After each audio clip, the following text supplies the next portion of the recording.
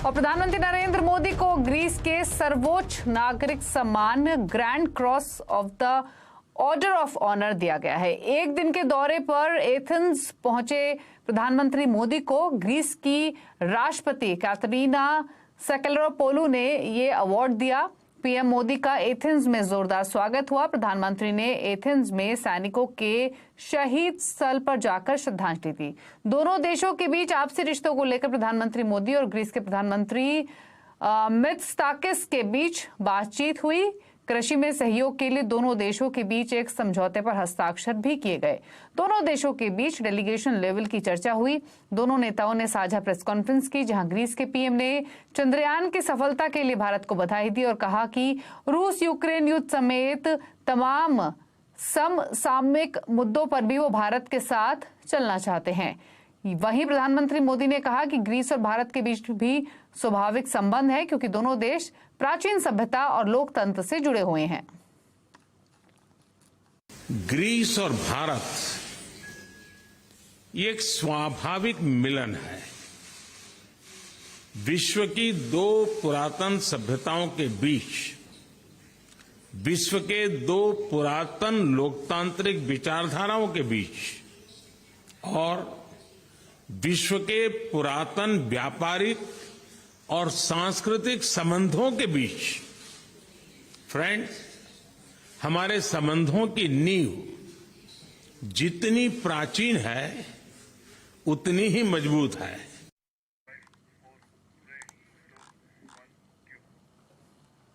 और राजधानी एथेंस में भारतीय समुदायों ने भी मोदी का जोरदार स्वागत किया। यहां लोगों ने मोदी जी की जय और चक दे जैसे नारों के साथ उनका स्वागत किया। प्रधानमंत्री ने लोगों के बीच जाकर उनका अभिवादन स्वीकार किया। प्रधानमंत्री की मौजूदगी में बॉलीवुड के गानों पर भी लोग झूमते हुए नजर आए।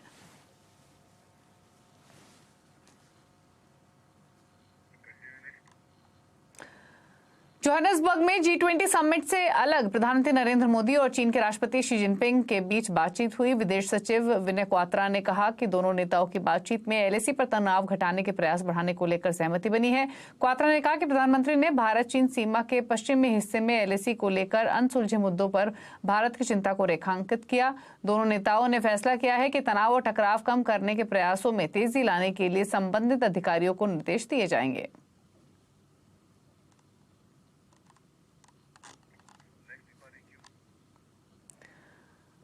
इधर मोदी शी जिनपिंग मुलाकात की चर्चा के बीच राहुल गांधी ने चीन को लेकर मोदी सरकार पर फिर हमला बोला है। कारगिल में एक रैली के दौरान राहुल गांधी ने कहा कि लद्दाख दौरे में वो पैंगोंग लेक तक गए और ये साफ है कि चीन ने हजारों किलोमीटर तक भारत की जमीन हथिया रखी है। लेकिन प्रधानमंत्री विपक्ष के साथ मीटिंग में ये झूठ बोलते हैं। बीजेपी के लोग ये जानते हैं, समझते हैं कि अगर आपको रिप्रेजेंटेशन दिया जाए तो फिर वो आपसे आपकी जमीन नहीं छीन पाएगी। मामला जमीन का है और बीजेपी के लोग जो आपकी जमीन है आपसे लेना चाहते हैं।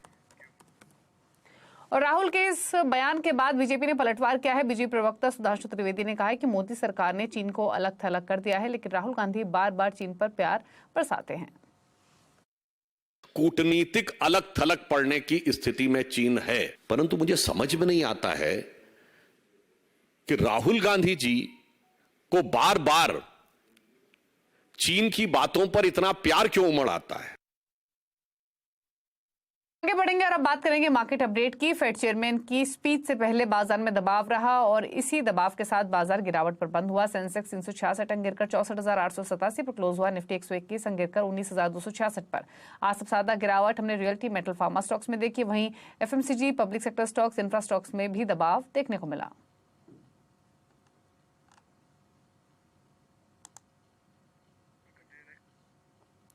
और मौजूदा बाजार में इंडेक्स के बजाय शेयरों पर फोकस करना ज्यादा बेहतर है, ये कहना है गोल्डीलॉक प्रीमियम रिसर्च के फाउंडर और चीफ स्ट्रैटेजिस्ट गौतम शाह का। वहीं गौतम शाह ने निवेशकों को cement, auto, ancillary, manufacturing sector में निवेश करने की भी सलाह दी। जून और जुलाई का महीना इतना अच्छा था, large caps, mid caps, small caps सबने इतना अच्छा किया कि हमें लगा कि ये ऐसा ही चलता रहेगा। बट उसके बाद जब हम 20,000 के लेवल पे गए तो एक रियलिटी चेक हुई कि मार्केट को ज्यादा ही फैक्टर इन कर रहा है, ज्यादा ही पॉजिटिव्स को डिस्काउंट कर रहा है। तो ये बहुत नॉर्मल सी करेक्शन है, और वैसे भी जो पूरी करेक्शन है ये सिर्फ निफ्टी और फ्रंटलाइन स्टॉक्स में हमने देखा।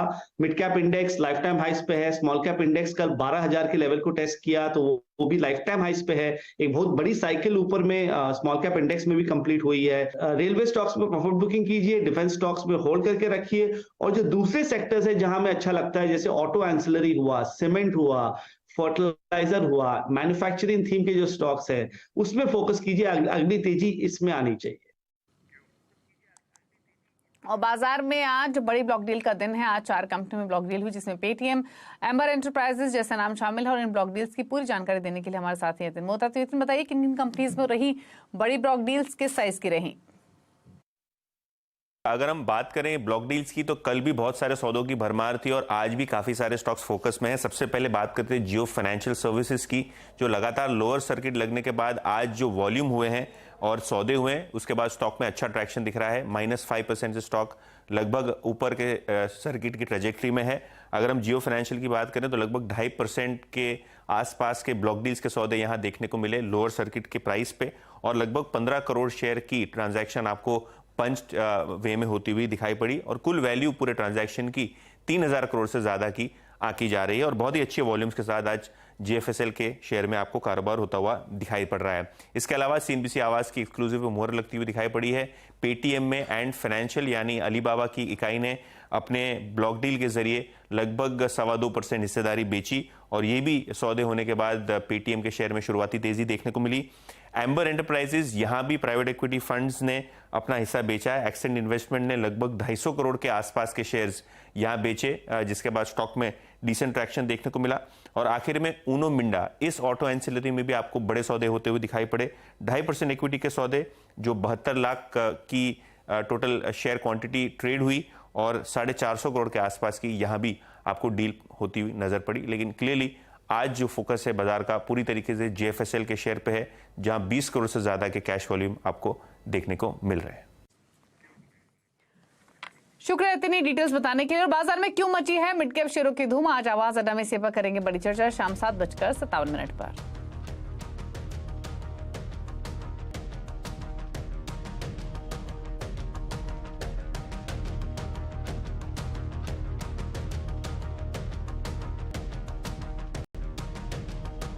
और G20 की जयपुर बैठक से स्थानीय कारीगरों में काफी उत्साह है। पुश्तों से कसीदाकारी, मीनाकारी जैसी कलाओं में माहिर लोगों को भरोसा है कि G20 की बैठक में उनकी कलाओं के दुनिया भर में दीवाने बढ़ेंगे। देखिए हमारे सहयोगी लक्ष्मण रॉय की ये रिपोर्ट।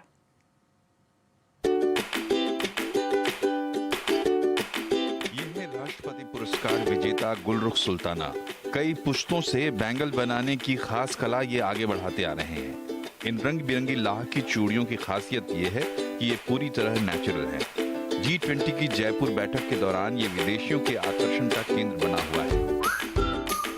पसंद आया है, यहाँ पे दिया कम है लेकिन हमारा एप्रिशिएट ज्यादा किया हुआ है। लाख का काम बहुत पसंद आया है। ये इको फ्रेंडली है, और ये जो 26 देशों के जो भी आदमी आए हुए हैं, अमेरिका से, साउथ अफ्रीका से, फ्रांस से, लंदन से, ये सब ने मेरा काम बहुत पसंद किया। पूरे देश में मशहूर राजस्थानी साफा भी G20 के मेहमानों के आकर्षण का केंद्र बना हुआ है। अपने पूर्वजों से साफा बनाने की कला सीख चुके सुरेंद्र सिंह राठौड़ विदेशी मेहमानों से मिलकर काफी खुश हैं। पहले से कई देशों में अपनी कला दिखा चुके सुरेंद्र सिंह राठौड़ को लगता है कि जयपुर में G20 की बैठक के बाद इनका कारोबार और बढ़ेगा। से बढ़ के एक मिलेगा वो तो मौका हमारे को। जैसे पीयूष गोयल जी के भी मैंने बनाई थी। अच्छा। और उनको पहनाया था। उनको बनाया था आपने? हाँ, ये फोटो रहा मेरे पास। हाथों से कपड़ों पर ये खूबसूरत कसीदाकारी देखकर शायद आपको यकीन ना हो। खास बात यह है कि इस बेहतरीन कसीदाकारी के लिए इन्होंने कोई ट्रेनिंग नहीं ली और ना ही कोई कोर्स किया है। अच्छा, तो यहाँ पे आप आए G20 की मीटिंग में, यहाँ पे एग्जीबिशन में लगाया आपने, इससे कुछ फायदा होगा आपको लगता है? हाँ, लगता तो है, अभी तक कुछ नहीं हुआ चाहते। जो दुनिया के सामने आप अपनी पूरी कारीगरी दिखा रहे हैं तो आगे चल के इसका प्रभाव पड़ेगा। जी सर। जिस मीनाकारी के लिए राजस्थान पूरी दुनिया में मशहूर है, उसकी झलक भी G20 की बैठक के दौरान दिखी। यहाँ एग्जीबिशन में महज 18 साल की उम्र से मीनाकारी का काम शुरू करने वाले मनोज सोनी की कलाओं के दुनिया भर में दीवाने हैं और अब G20 में अपनी कला दिखाने का मौका मिलने से वो काफी खुश हैं। ये वाला जो काम है कुंदन मीना हस्तकला जो इतने बरसों से चली आ रही है, ये जिंदा रहनी चाहिए क्योंकि ये काम धीरे धीरे विलुप्त होता जा रहा है। ये कारीगर है जो काम छोड़ते जा रहे हैं और ये काम लोगों के पास जाए, ये काम चले और इसका काम जो हमारा इंडिया में इसका नाम है इस कारीगरी के लिए, ये दूर दूर तक विदेशों में जाए। इसके लिए यहाँ पर मेरे को James and jewellery skill council of India ने मुंबई भी बुलाया था और यहाँ पे अब Indian institute of James and jewellery ने जयपुर इन्वाइट करा है हमको। G20 के दौरान जयपुर में एक तरफ आपसी कारोबार बढ़ाने के लिए बैठकें चल रही थी, वहीं उसी कैंपस में स्थानीय और छोटे मझोले उद्योगों और कुटीर उद्योगों की ये प्रदर्शनी साफ संदेश दे रही है कि उनमें ये हुनर है कि वो पूरी दुनिया में अपना डंका बजा सकें। लक्ष्मण रॉय, जयपुर।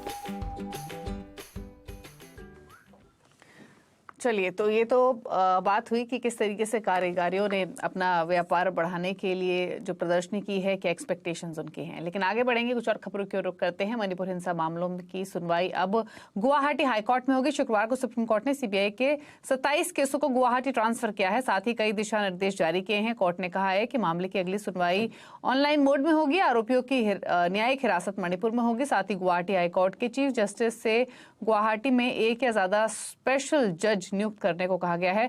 अब गवाहों के सीआरपीसी 164 के बयान मणिपुर में क्षेत्रीय मजिस्ट्रेट के सामने होंगे। वहीं मणिपुर सरकार को बेहतर इंटरनेट सेवा उपलब्ध कराने के निर्देश दिए हैं।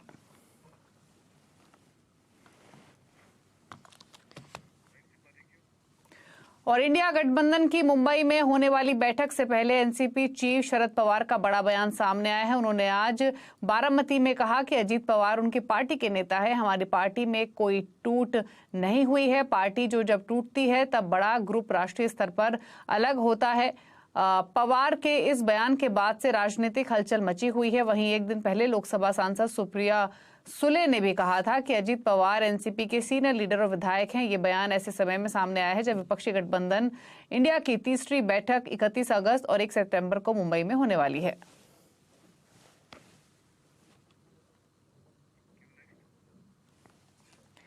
स्पेस एजेंसी इसरो ने चंद्रयान 3 का नया वीडियो जारी किया है। 30 सेकंड के इस वीडियो में आप देख सकते हैं कि चंद्रमा के दक्षिणी ध्रुव पर चंद्रयान 3 की सफल लैंडिंग के बाद कैसे विक्रम लैंडर से प्रज्ञान रोवर चांद की सतह पर उतरता है और अपने टायरों के निशान बनाते हुए आगे बढ़ता है। रोवर के 16 पैनल्स उठे हुए दिख रहे हैं, यानी अब वह सूरज से एनर्जी लेकर काम करना शुरू करेगा। वहीं इसमें आप टचडाउन से ठीक पहले लैंडर इमेजर कैमरे ने चंद्रमा की खींची तस्वीरों को देख सकते हैं।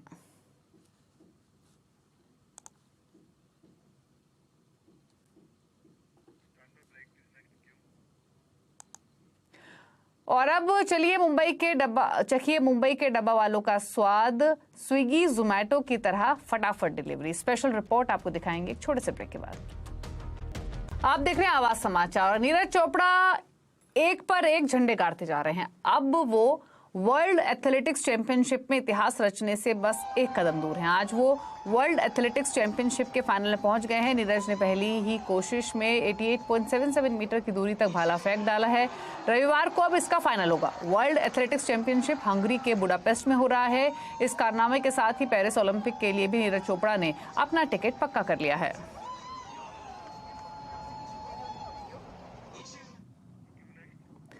और कहा जाता है कि मुंबई और डब्बा वाले साथ साथ चलते हैं, लेकिन कोविड के वक्त की मार मुंबई के डब्बा वालों के रोजगार पर बुरी तरह पड़ी और उनकी साइकिल के पहिए रुक गए। लेकिन अब डब्बा वालों ने ऑनलाइन खाने के ऑर्डर लेकर डिलीवर करना शुरू कर दिया है। देखिए पीयूष परमार की यह खास रिपोर्ट।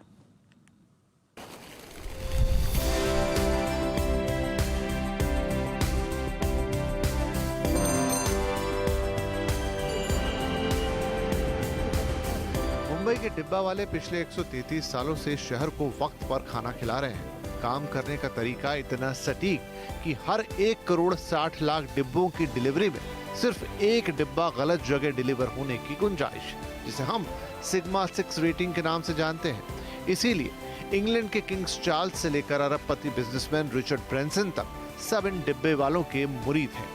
IIM से लेकर हार्वर्ड बिजनेस स्कूल तक इनकी मैनेजमेंट स्किल्स का लोहा मानते हैं। तन पर सिर्फ सफेद कपड़े और सिर पर गांधी टोपी के साथ ये डिब्बा वाले दिखने में भले ही साधारण हो, लेकिन वक्त के साथ चलने की इनकी असाधारण क्षमता ने ही इन्हें आज भी मुंबई की दिनचर्या का जरूरी हिस्सा बना रखा है। इसीलिए स्विगी जोमेटो के इस जमाने में अब डब्बा वालों ने भी ऑनलाइन आने से गुरेज नहीं किया। वैसे तो डब्बा वाले आपके घर में बने खाने के डब्बे को आप तक पहुंचाते हैं, लेकिन अपनी डब्बा वाला ऑनलाइन सर्विस में वो अब खाने का ऑप्शन भी दे रहे हैं, और वो भी घर का खाना। घर का खाना देना ही हमारा मकसद है। हमारा मकसद यही है कि आपको जो खाना देना है वो घर का खाना होना चाहिए। डब्बा वालों ने यहाँ आपकी जेब का भी ध्यान रखा है। 95 रुपए में मिनी मील तो सिर्फ 120 रुपए में फुल मील ऑर्डर कीजिए। बस ये ऑर्डर आपको एक दिन पहले देना होगा, लेकिन वो दिन भी दूर नहीं जब डब्बा वालों का ऐप आ जाएगा और आप सिर्फ 1 घंटे पहले ऑर्डर देकर भी घर के खाने का लुत्फ उठा पाएंगे। इसके पीछे एक मकसद और है, ऐप वाली जनरेशन को अपने साथ जोड़ना। हमने एक नया ऐप लॉन्च करने वाले 2-3 महीने में, उसके ऊपर हमारा अभी काम चालू है कि जो नया जनरेशन है वो हमारे साथ जुड़े और हमारे जो बच्चे हैं वो ये पीढ़ी आगे चलाए। मामला खाने के साथ साथ टेक्नोलॉजी का भी है, इसीलिए डब्बों के साथ साथ अब कंप्यूटर भी इस 130 साल पुराने संस्थान में जगह बना चुके हैं। ये पूरा एक वॉर रूम है जहां पर 1 दर्जन से ज्यादा लोग काम कर रहे हैं और पूरी वेबसाइट को मैनेज कर रहे हैं, जिसके जरिए ऑर्डर्स लिए जा रहे हैं, उनका डिलीवरी का ट्रैकिंग पूरा यहां पर देखा जा रहा है और यहां तक कि सब्सक्रिप्शन का भी काम यहां पर पूरा किया जा रहा है। आइए एक नजर इस पर भी डालते हैं कि ये घर का खाना आखिर कौन और कहां बना रहा है। तो यहाँ कोई क्लाउड किचन नहीं है, ये घर का खाना घरों में ही बन रहा है और अंदाज भी घर वाला ही है। उसमें कोई अलग से सोडा या फिर अलग से कोई भी इंग्रेडिएंट्स नहीं डाले जाते जाके उसकी टेस्ट बिगड़ पाए, तो वही घर की टेस्ट उनके डायरेक्टली कस्टमर्स को उनको मिल जाती है। और घर के खाने की टेस्ट आने के कारण उसके पीछे भी एक कारण है, क्योंकि हमारा जो खाना ये कहाँ पर भी बल्क में नहीं बनता, ये हर एक महिला के उनके घर के खुद के घर में किचन में बनता है। आपको घर का ताज़ा खाना मिले, इसके लिए सुबह 6 बजे से इनके चूल्हे जल जाते हैं। खाना वक्त पर बने, इसके साथ साथ सफाई का भी पूरा ख्याल रखा जाता है। आप एक ही तरह के खाने से बोर ना हो, इसीलिए हर दिन मेन्यू भी अलग अलग है और पैकिंग भी ऐसी जो खाने को तो ताज़ा रखे ही, लेकिन देखकर आपका भी मन ताज़ा हो जाए। लेकिन एक बार डब्बा पैक हुआ तो वो भी डब्बा वाला परंपरा का हिस्सा बन जाता है और यहाँ से उसका सफर भी बाकी डब्बों की तरह ही पूरा होता है। तो ये थी मुंबई के डब्बा वालों की कहानी, जो पिछले 100 साल से भी ज़्यादा समय से मुंबई में काम कर रहे हैं, लेकिन अब नई तकनीक के साथ अपने आप को आगे बढ़ा रहे हैं और साथ में जिस तरीके से इनकी जो किचन का जो सिस्टम है, उससे कहीं ना कहीं महिलाओं की आर्थिक प्रगति और शक्ति भी तेजी से बढ़ रही है। अपनी इस पहल से डब्बा वालों ने महिलाओं को भी हर महीने 10 से 15 हजार रुपए कमाने का मौका दिया है। इससे खुद डब्बा वालों की भी कमाई बढ़ी है, लेकिन जो बात इससे भी बड़ी है वो ये कि ऑनलाइन खाने और 10 मिनट में डिलीवरी वाले इस जमाने में भी 133 साल पुराने डब्बा सिस्टम को न सिर्फ बरकरार रखा है, बल्कि वो नए जमाने की हर चुनौती से मुकाबला करने के लिए भी तैयार है। इसीलिए अब अगला लक्ष्य है खाने के साथ साथ लोगों को घर पर ग्रोसरी की डिलीवरी। पीयूष परमार, मुंबई।